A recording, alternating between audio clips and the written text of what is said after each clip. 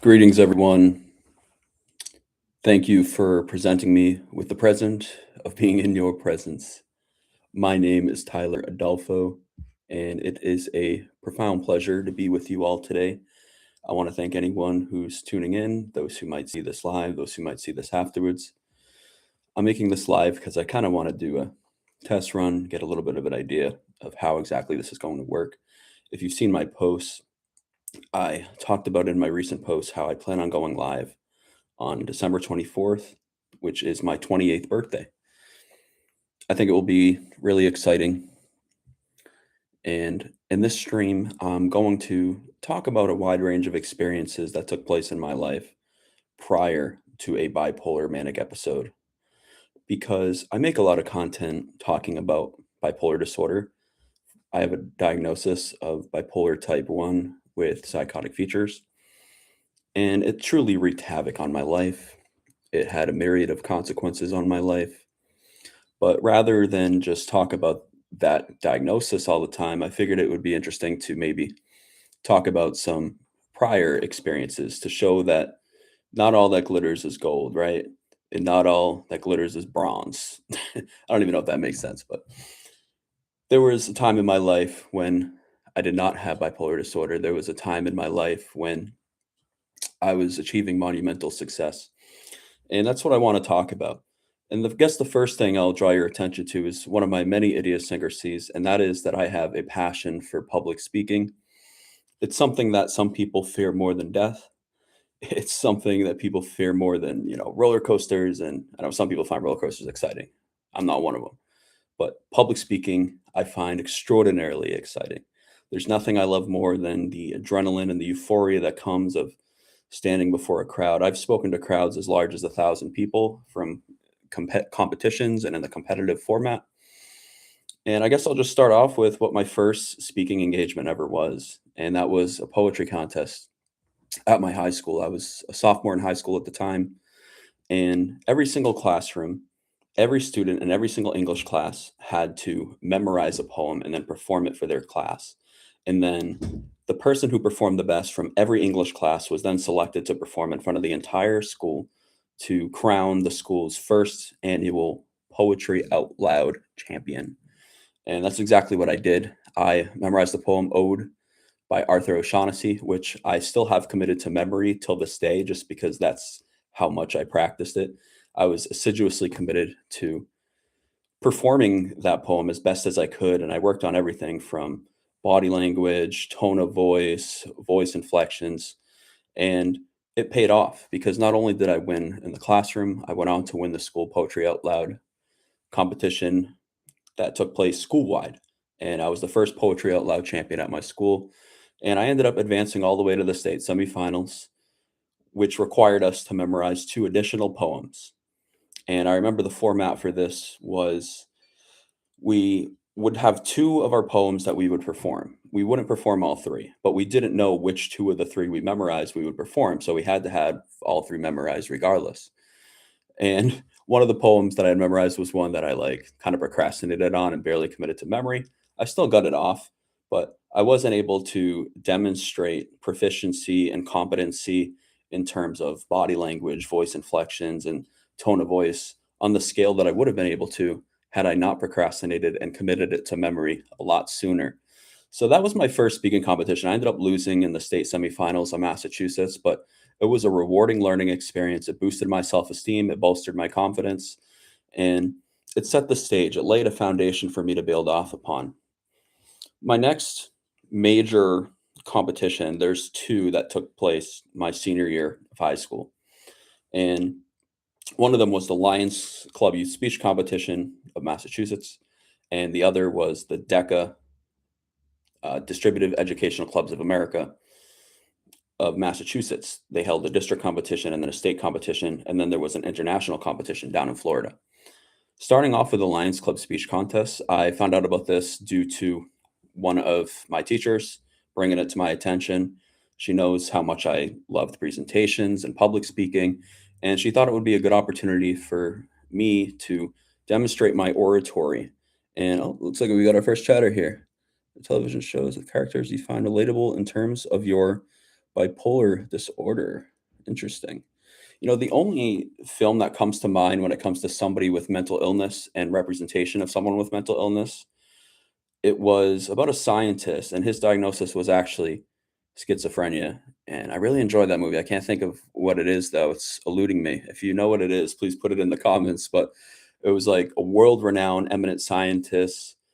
And what was his name? Yeah, it's eluding me. I'm not going to be able to figure it out here, but it was an excellent movie. And it was inspiring to see the obstacles and demons he was able to overcome. So I digress. Please put any comments down. I'm always going to prioritize comments over anything I'm talking about because this is a live stream and I want to interact with viewers. But I'll return back to now my teacher mentioning this competition to me. And she said it was an opportunity for me to demonstrate what I've learned through presentations and prior public speaking engagements. And so I decided to sign up. The prompt for the competition was integrity. What does it look like? And I devised a speech that was approximately 8 minutes long. And I did lots of polishing and fine tuning of this speech, committed it to memory from the very beginning. And in the earliest stages of the competition, you actually didn't have to have it memorized. You could go up with like a paper, one sheet. And then at the next level, you could only have an index card. And then at the next level, you couldn't have anything. And so they kind of got people to adapt to relying on a piece of paper less and less. But I went in without notes from the very beginning, from the earliest stage of the competition, the club competition. I remember it was at this restaurant called Point Breeze. I went there, performed my speech, and everybody there just absolutely loved it. And they gave me feedback. This particular one was only in front of like 5 members of the Lions Club, the local Lions Club. And they gave me feedback that I could utilize to incorporate into making my speech more effective. And it was a highly beneficial experience. There was no monetary prize at this level, but it was intrinsically rewarding to see me be able to achieve some degree of success with oratory. That was just like this incredible idea to me, the fact that that could happen. And so the next level of the competition was the zone level. At the zone level, this took place at a college. It was a much larger audience. It wasn't just 5 people. This time, it was probably around 50 to 75 people ish. And there were a lot of student speakers at this. These are student speakers who won at the club level. And at this one, I almost slipped up. So at this point, I had been performing my speech repeatedly. So you would think that a situation like this where I lose sight of where I am would never occur, right? Well, that's actually not what happened. I ended up losing track of where I was, but I very quickly recovered. So I had a pause. And I remember my AP English teacher looking at me, and she remembers my speech from performing it in her classes for practice. And she had this face of nerves because she knows that pause wasn't supposed to be there.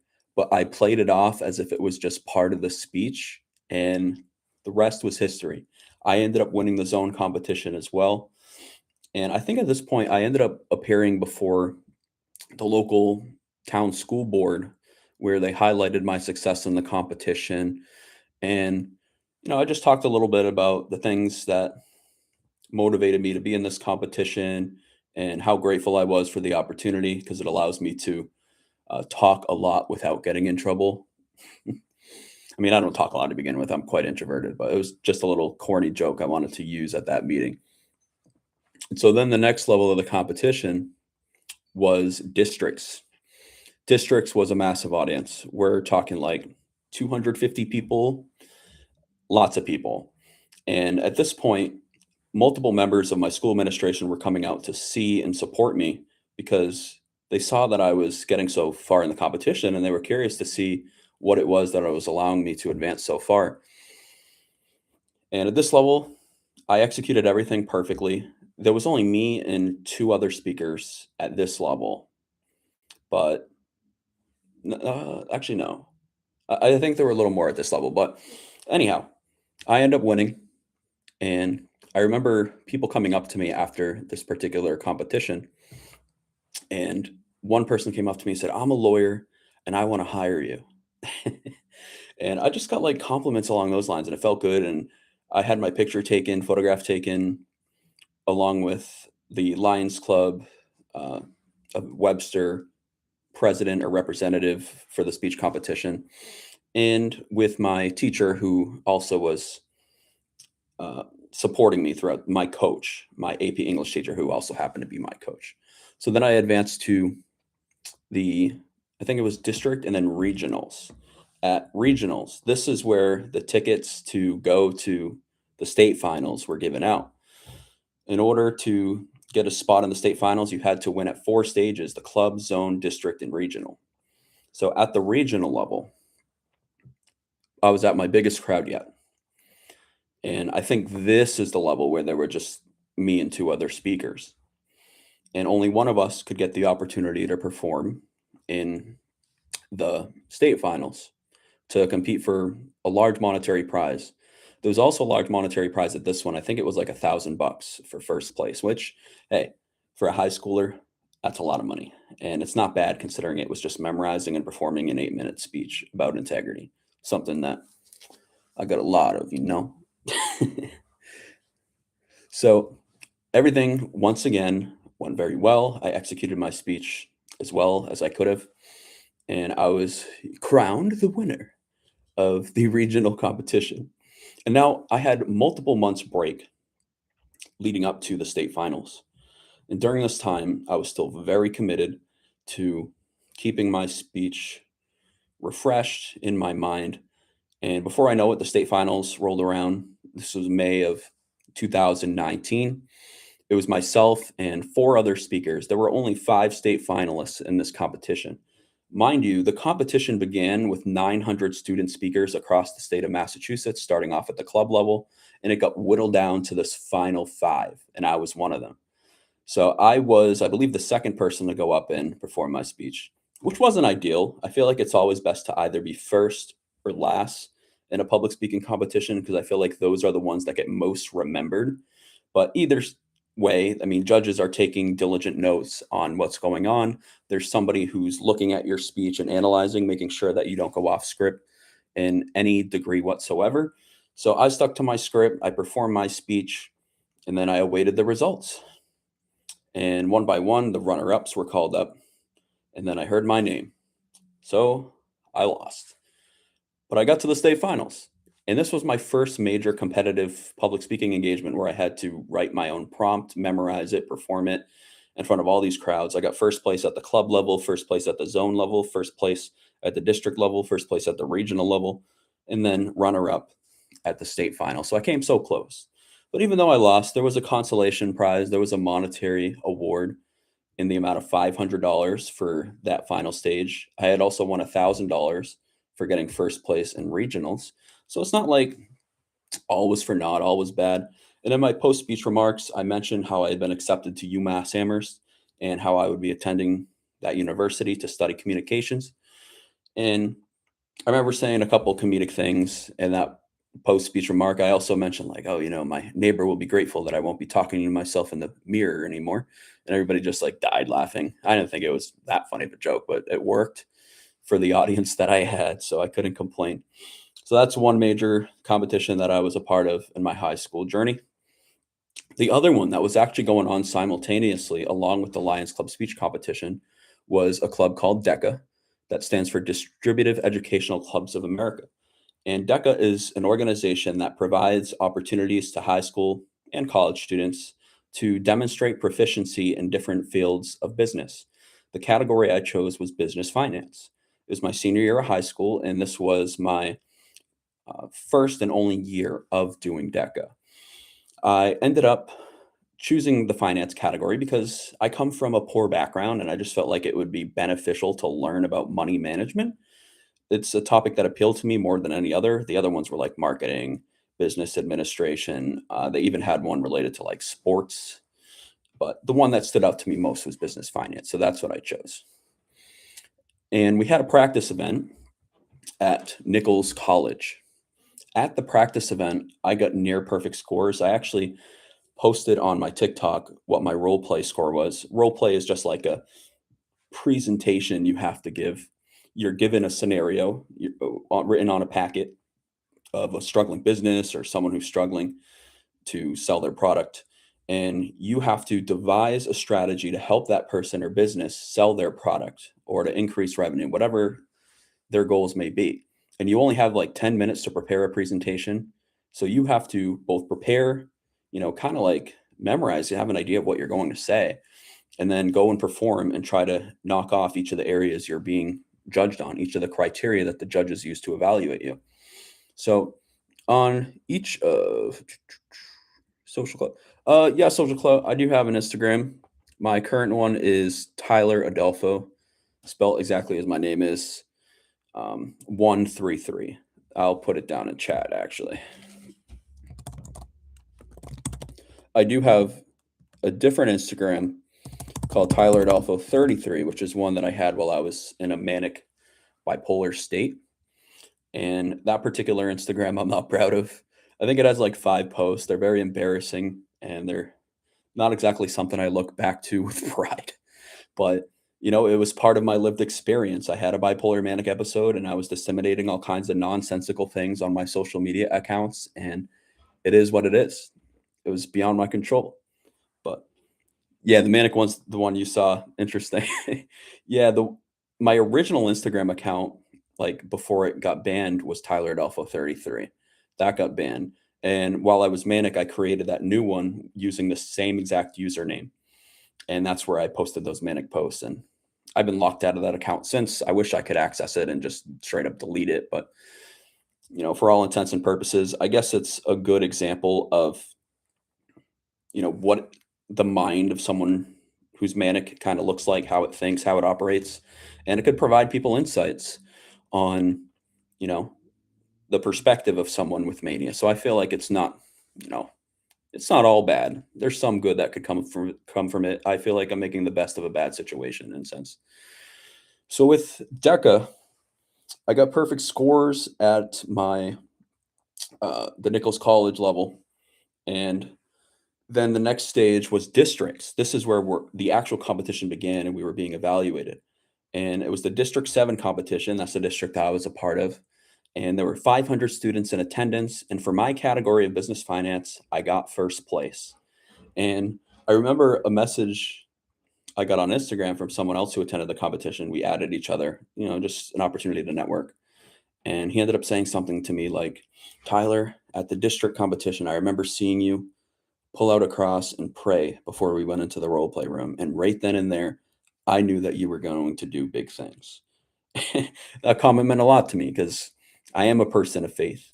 And I was so diligent and committed towards doing as best as I possibly can in this competition. Social Cloud, I love your videos. Your manic episode also sounded really scary, especially the part where you told the priest you were Jesus or something. Yes, absolutely. Well, thank you for watching my videos. I appreciate that a lot. My manic episode was terrifying, not just for the people around me, but I would say especially for me. I describe it as a nightmare for that reason. And the incident with the priest, so there were a couple interactions I had with the Catholic Church. One of them involved me going to a church reactory. I had pulled up in a Hummer limo. I wasn't driving. I had my own driver. Paid like $1,000 for this. Talk about a waste of money. And I went into the church reactory and I signed my name on the guest list as Jesus and then left a note saying, I'm back. And I genuinely had believed at that point in time that I was the Messiah, that I was here to save the world, that there was going to be an attack on my hometown and only I could prevent this from happening. And the guy was understandably nervous, and so I ended up leaving. I'm glad I had the insight to do that. Later on, I ended up having an interaction with a Catholic priest. I had arranged this meeting, and we're talking for like 20 minutes, and then at one point I mentioned how I'm related to John F. Kennedy, and it clearly struck a chord with him. He got nervous. He actually got up shortly thereafter, opened the door, kind of like shooed me to walk through it. Like, hey, get over here and walk. He said, I'll do the best I can to help you. And then he shut the door, and then I heard the lock turn. So it is what it is. He probably thought I was just some crazy person, which, in all fairness, at that moment in time, I absolutely was. There's no denying it. Without question, I was a crazy person. So back to happier times. With DECA, I then advanced to the state finals. I won first place in my district. And then at the state conference, it was like a multi-day event. And I remember working assiduously hard to try and improve my test scores because at the district competition, my presentation role play scores are what carried me to first place. My written exam scores actually weren't that good. So I spent a lot of time preparing for the written exam. It's called a written exam, but it's really just multiple choice. And I got to let my cat out the room real quick. I'll be right back.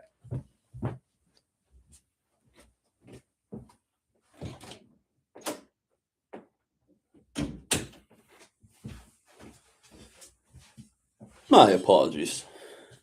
Don't want to disappoint the cat. He's the king of the household here, and this is his room more than mine. Trust me. So I worked hard on improving my written exam scores. And by the time the state competition rolled around, it worked. I ended up having the second highest exam score in the entire state. And mind you, this was a competition with 3,500 students. And my role play scores were high enough to carry me over to first place. So altogether, I got first place in the state of Massachusetts, qualified for ICDC, which is the International Career Development Conference. And this was a huge opportunity, especially for someone from my area, my zip code. People in my area aren't really accustomed to experiencing this level of success and having this degree of opportunity. And so I took advantage of it. I actually had to start a GoFundMe at the time in order to raise money to go because I mean, going to Orlando is expensive. You get the hotel fees, the plane fees, the registration fees. But I was able to do it. And that GoFundMe is still up, by the way. Don't donate to it because we raised the money we needed to, and that's all passed by. It's called Adolfo to Orlando. And there were lots of members from the community, from my landlord to the fire chief of my town donated. Uh, there was a businessman who donated as well. Well, multiple businessmen who donated, but one donated a significant amount. So at ICDC, I did not get first place again. I, in fact, did not get top 10 in the world. I think I ended up getting like 79th percentile. So I did better than about 79% of the competition in the world, which is not bad for my first time. And I was proud with having won first in my district, first in my state. I was kind of like the king of my own pond. And that was that. Bucel PSDR, hello. I'm a big fan of your channel. Well, thank you. I hope I'm saying your name right, Bucel PSDR. Thank you for watching the videos. I greatly appreciate that. Always means the world to me. Wow, you're definitely really smart. I would say I'm more hardworking than smart, but I appreciate that. That means a lot. Another major success I had before Mania. For those who are just joining in, I'm kind of highlighting moments before my manic episode to show the contrast of who I was and what I accomplished before I got diagnosed with bipolar disorder. Because I have like 93 videos now where I talk about bipolar disorder and plenty more where I talk about mental health more generally. And I don't want to just come across as this negative person who only has negative experiences and whatnot. And so that's why I'm trying to highlight some of these more positive experiences from past periods. And it's also a reminder to me that in future periods, there is hope. Never surrender hope, y'all. There's always hope for a better future. Academically in high school, I was an academic weapon, to put it simply. Oh, wow, great wording there. Yeah. One of the awards I won was I was named an AP Scholar with Distinction. And I was the only student in the entire world, as far as advanced placement exams goes, to be shouted out by the college board on Twitter. That is true. I have a video where I talk about that. I was literally the only student in the entire world to be shouted out by the college board on Twitter. And there's lots of people who win AP Scholar with Distinction, but it's because of the story behind myself and what motivated me, what instilled me with the motivation to get where I was is what enabled me to get that outcome. But it wasn't all easy. I remember I took only 2 AP classes my junior year, and I was absent like 70 something times. And I have a video where I talk about that as well. Senior year, I took 4 advanced placement courses, and that year I was absent like 90 something times. But I still passed all my exams, still got the AP Scholar with Distinction Award. See, social club. I also wonder who you were dating and stuff. Is there like a specific time period, or are you wondering about like during Mania? Because that would be interesting. I haven't really discussed that, but just let me know like what time period you're referring to. Going to college now, I got accepted to my goal university, UMass Amherst. And at UMass Amherst, I made it onto the highly competitive mock trial team. There were probably like 100 people who tried out, and I was one of 26 who made it onto the team. And we won our very first competition of the year. And then I remember COVID hit, the pandemic hit. And so the competition was now constrained to the online format. And I remember saying to myself, well, I don't want to just do online mock trial. It's a little bit weird, like doing legal cases through a screen. It just feels bizarre to me. So I couldn't get passionate behind it.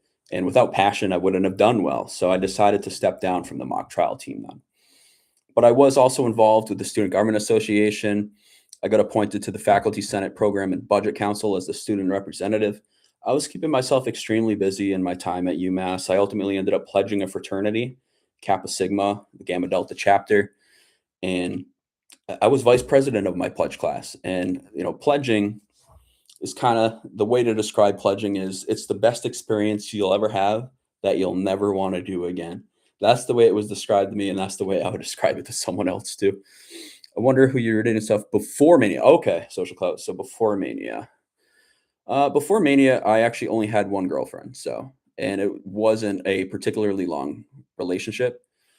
Once I was in the frat, I kind of became a man whore. I was sleeping around like a lot while pledging. And once I actually got initiated into the fraternity and was living in the house, especially. But I've never experienced much success with relationships. My longest one was like 2 months, and that was in high school. So nothing particularly impressive. And I suppose I could make videos talking in more depth about that, from the perspective of, what's it like having bipolar disorder and being in a relationship. And because even though in high school I didn't have the diagnosis yet, I was still exhibiting early warning signs of bipolar disorder. So it's not entirely out of reach. It's something I could definitely make a video about if that's something that would interest you. At the end of my pledging experience, and this is my favorite video on the channel by far, my favorite video on my channel, it's the featured video. It's my rap at UMass Got Talent. So the University of Massachusetts Dining Hall organization held a talent show, and it was a monetary prize for it. There were a lot of competitors. And I remember the night before, I wrote like a 55 bar rap verse, memorized it, and then I went on stage to perform it. And a couple lines in, I kind of forgot where I was. So for the rest, I kind of just did a mix of freestyle as well as using lines that I had pre written the night before as I remembered them. And it worked out perfectly. And the rap ended up being exactly 4 minutes and 20 seconds long, which I find a bit humorous. My fraternity brothers got a good kick out of that. But I would highly encourage watch that video on my channel, UMass Got Talent, Tyler Adolfo's rap. I ended up winning. And they gave us like a goodie bag too that had like AirPods and like a gift card to the UMass college store, bunch of different things. Before all this though, and this is a dark chapter that I had even before my manic episode. Uh are you also born 19? I was born in 1997, December 24th. So I'm turning 28 years old on the 24th this year, which hurts to say, but it is what it is. I mean, we're only getting older. But I mean, I feel like aside from the bipolar diagnosis, I've had a pretty, I guess I would say, privileged life. I was privileged to be given a mother who did an outstanding job and who was so assiduously committed to raising me and doing the best that she can to provide me as many opportunities as possible. 28 is still, yeah, it is, I suppose. And I guess that's one way to look at it. I mean, I feel older, like physically for sure, because as I've gotten older, I've started to feel like fatigue more and pain in my joints. But a major factor of that, let's be honest, is obviously my weight. I am morbidly obese. Wow, Christy, was that part of the reason you thought you were Jesus during Mania? I'm not sure why I thought I was Jesus during Mania. I suspect a lot of it had to do with the fact that I was deeply religious before Mania. I've been religious my entire life. I don't know if religious is the word, but I've always had faith in God, this belief that there's a supreme being, that the patterns and designs of this universe indicate that there's some grand architect of the universe. And I know that sounds a little bit odd, but so I'm not like a hardcore Bible thumping Christian or part of any other denomination, but if I had to identify myself with a denomination, I would say that I'm a Christian, but I believe in like a grand architect of the universe. So I think that having that strong faith is what contributed to me possibly having those stronger beliefs during Mania. Because another thing that happened during Mania is I became engulfed with conspiracy theories. And I still find conspiracy theories incredibly interesting, whether I'm stable or not. They're always something fun, exciting to watch. And but prior to Mania, there was a period of time in my life when I was a high school dropout period. I was in a high school dropout period for 2 years. And during those 2 years, I believed in lots of conspiracy theories. And it wasn't until I had my manic episode during that mania that I started expressing belief in those conspiracy theories once again. So, what conspiracy theories am I talking about? Well, the main one was like Illuminati in the music industry and how, all these Hollywood artists worship the devil because they put devil signs in their videos. And that was a major one. So, you've already had a lot of good life events. Yeah, I would agree with that. That's why I say that I've been privileged in terms of opportunities and I've had to take advantage of them too. It wouldn't mean much if I was given these opportunities but didn't actually use them. But yeah, more than most. Yeah, I would say so too. What is your thoughts on genetics versus environmental factors for getting bipolar? Here in Norway, they're more on environmental factors, but I know that in USA, they believe more in genetics. Okay, that's very interesting. So I think that it's definitely I'm not gonna just pick one or the other. I think that it's a combination of 2, and I'll tell you why. So for environmental factors, I think that trauma is a significant mitigating factor in contracting illnesses like this, especially if you experience trauma in, like, early developmental stages, and I had quite a few traumas at a very young age, some of which that I haven't talked about on this channel yet, that I will at some future period. But I do believe in, my psychiatrist has attested to this idea that these traumas may have helped facilitate and bring out the bipolar disorder. But genetically, I feel like there's a predisposition in certain people to have this illness. And I think that trauma and the environment can bring it out quicker than others. So even if, let's say, hypothetically, I didn't have these traumatic events happen, I do still ardently believe that I would have been diagnosed with bipolar at a later time in my life. It was just a matter of like when. And I'm definitely open to other perspectives on that and changing my mind. I concede that I have to do more research myself as well. But, just going off what my psychiatrist has told me and my own lived experiences, I feel like trauma plays a major role, but also, family history, genealogy. If you have lots of people in your family with bipolar, then that could contribute as well. In terms of my family tree, I do believe there's no one like formally diagnosed, but I do believe based off the symptoms that I've come to learn are associated with bipolar, that a few of my cousins have it. I think that some people in my immediate family have it, and I'm definitely not the only one. And then another big thing is alcoholism, runs in my family. And of course, for the first few months of my mania, I was heavily induced in getting intoxicated with voluminous amounts of alcohol. And it was my coping mechanism, really. Well, it's not a coping mechanism. I don't want to say that. Alcohol drinking is not a coping mechanism, or at the very least, let me reword this. It's not a healthy coping mechanism, but it's certainly a way that we try to reduce stress when we're facing such high amounts of stressors. I still love conspiracy theories, but you can't believe all of them like Candace Owens. Yeah, I haven't followed too closely with Candace Owens. Every now and then I'll see like a tweet on X. I'm sorry. I'll see an excretion on X. I don't think they're called tweets anymore, right? I don't know what you call them, but I saw someone on YouTube call them excretion, so I've been referring to them as that too. Talking a little bit about what she said, and I believe that Charlie Kirk's wife was it who came out and said that she really wants Candace to like stop talking about it, and rather than backing away and respecting that boundary, Candace, from my understanding, has kind of doubled down and is now challenging Charlie Kirk's wife to, you know, dispute or prove wrong any of the facts that Candace has presented. And yeah, I'm not too deeply invested into conspiracies today, but that's my understanding of what's going on with the Candace situation. I'm curious to hear what you think of it as well. If you're probably more well read on it and researched on it than I am, that's for sure. Aside from the occasional X post, I don't know too much about it. I want to talk now about diligence, right? Diligence being steadiness of effort. And it's highly related to this idea of resilience and persisting through obstacles, because I've always believed that we all encounter challenges, but what truly separates us is how we react to and overcome them. And one of the challenges that I faced in high school is all the assignments starting my junior year were online, and I did not have internet access at home. So in order to complete my assignments, I couldn't even use the library most of the time because the hours of operation weren't as vast as they needed to be.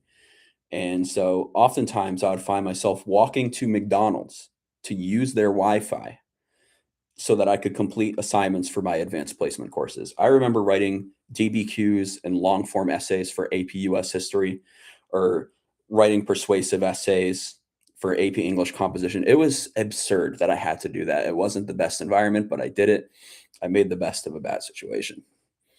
Yeah, she basically thinks Erica Kirk was involved because she wanted to be CEO. Makes no sense. Wow. That is crazy to be saying that. That's, I mean, just out of having like a basic line of respect for other people and, kindness and understanding, she just had her husband. But I mean, I suppose if someone genuinely believes that that's the motive that she would have, then in their mind, she's this truly evil person. And from what I've seen in interviews and such, I don't believe that to be the case. But that's just my personal opinion. Um, yeah, so I just wanted to highlight some experiences from my early life prior to the manic episode, because I wanted to show that not everything has been negative in my life. And I have achieved success beforehand. And bipolar disorder does not discriminate in terms of only affecting people who've had bad lives. I would say before my diagnosis, I had a pretty good life, even a great life to some extent. So when I was diagnosed with bipolar disorder, it completely caught me off guard. It was like I got hit by a Mack truck, and it dealt me a myriad of consequences. I got kicked out of my university. I destroyed relationships that took me years to build. I embarrassed myself online. I lost multiple jobs, including a competitive internship with the local chamber of commerce. And there were just so many opportunities that got thrown away. And the recovery process for my mania took me 4 years. It took me 4 years to fully recover and get to a point where I felt like I had control of my life again. This position I'm in now, where I'm back in university, I am taking a break, but I am enrolled in college again. I'll be returning next fall. I earned some credits this semester as well. I worked a job for a period of time when I thought after my manic episode that I would never work again. So slowly but surely, gradually, I began to have experiences that challenged this notion that my life was over as I knew it. And that's what I'll end on. Is never surrender hope. No matter what you're dealing with, no matter what obstacles you're encountering, remember what separates you is how you react to and overcome them. There's a quote by President Calvin Coolidge that sticks with me today. Nothing in this world can take the place of persistence. Talent will not. Nothing is more common than unsuccessful men with talent. Genius will not. Unrewarded genius is almost a proverb. Education will not. The world is full of educated derelicts. Persistence and determination alone are omnipotent. Thank you all for watching. If you're new here, hit that subscribe button. Thank you for all the viewers who tuned in. I appreciate each and every one of you. And as always, love, light, and tranquility to all.